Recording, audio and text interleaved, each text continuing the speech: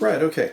So now we've got 3 bundles of fish line on the tailpiece. The D string right there has 10 loops for a total of 20 strands. The E string has 9 loops for a total of 18 strands. The A string has 15 loops for a total of 30 strands.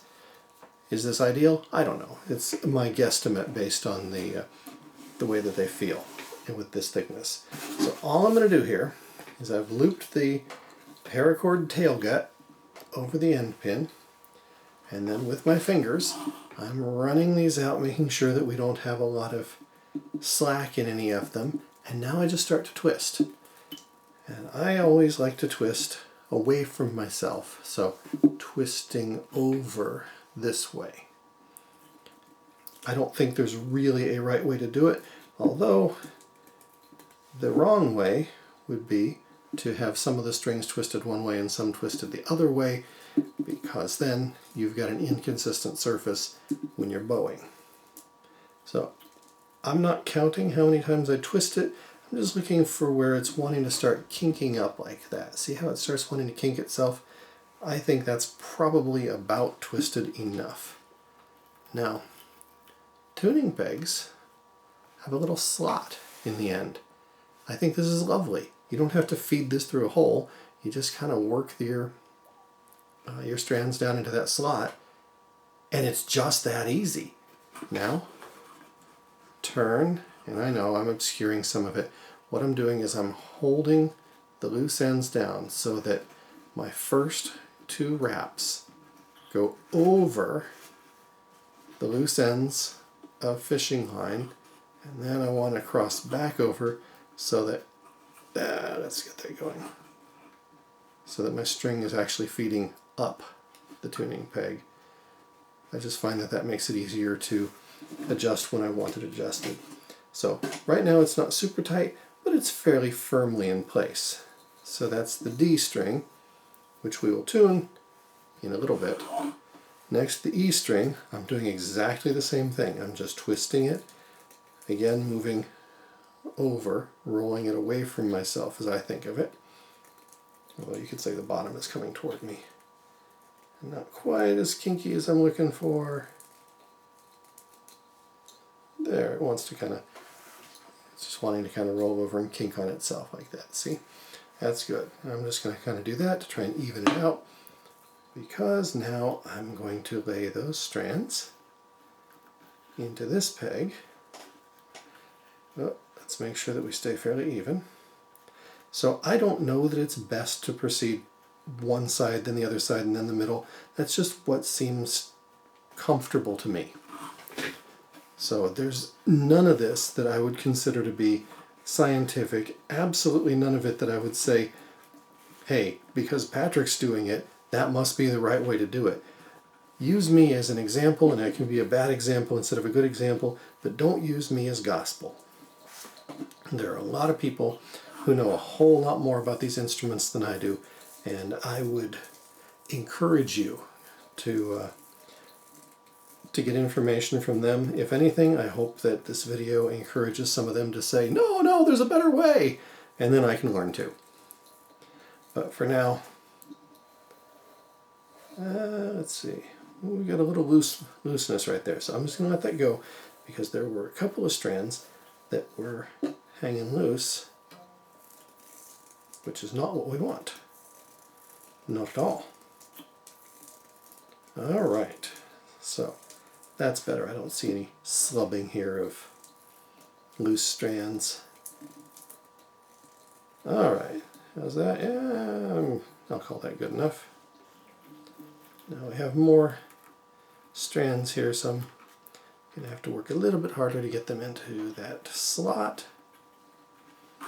And then turn, and then feed up. If anything, I want the A string to sit higher than the other strings, because in the end the A string does sit a little higher on the bridge. The bridge is arched. Look at that. Patrick had the bridge ready to go. Alright. And just like that, we've got it strung. I'm going to take a minute to tune it. I'll get out the tuner, and then we can hear the first sounds that it makes. I'm thinking you can just come along for the ride. That's F.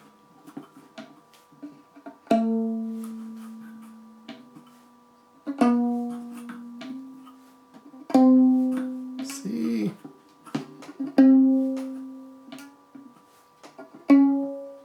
C sharp. Still C sharp. D.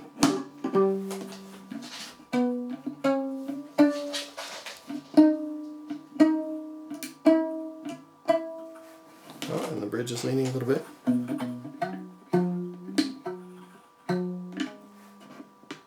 Okay, so what I'm doing here is just getting it approximately in tune, and then I'll come back and get it better. So there's an A,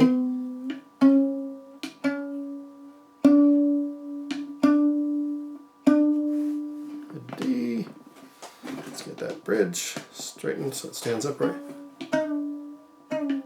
Well,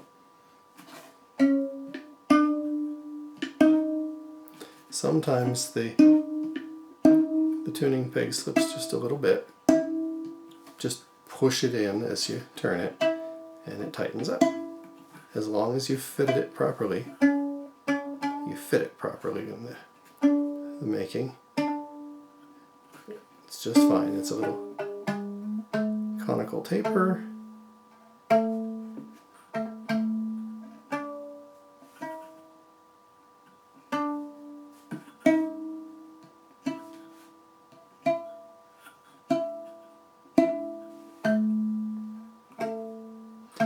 Alright, we are almost there. We are almost there. We got A,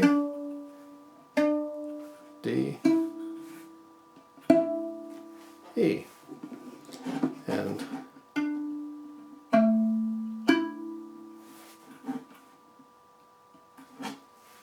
now, you guys get to be in on hearing the very first time I hear it too. So this is what it's going to sound like. We're going to play the A string as a drone with the D string, and then the E.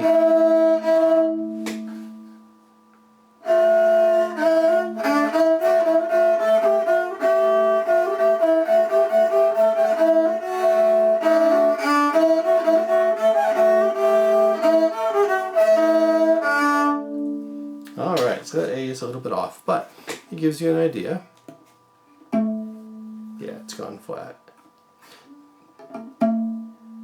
Brand new strings, so I expect them to go flat. Anyway, that's how I make nylon strings. And, well, let's get my face. Goodness. And I tell you, if anybody else out there has a better formula, I'm all ears. I want to learn it. So feel free to share. I'm looking forward to it. As it is, I'll now consider this instrument almost done. Just some final passes. The strings do have to stretch. They are made of nylon. Nylon is a stretchy material. Although, once it settles in, I'm a little bit unhappy about this. I thought that a natural, wonderful, crisp material like horsehair would actually be better at holding its tune. I assumed that, like a nylon strung guitar, that these nylon strings would just not hold a tuning, but with the two instruments that I've already strung with nylon, it holds a tuning pretty darn well. So we shall see what we shall see. I'm going to make another pass at tuning, and then I'll post another video of just playing a tune on this Jouhikko. See you next time.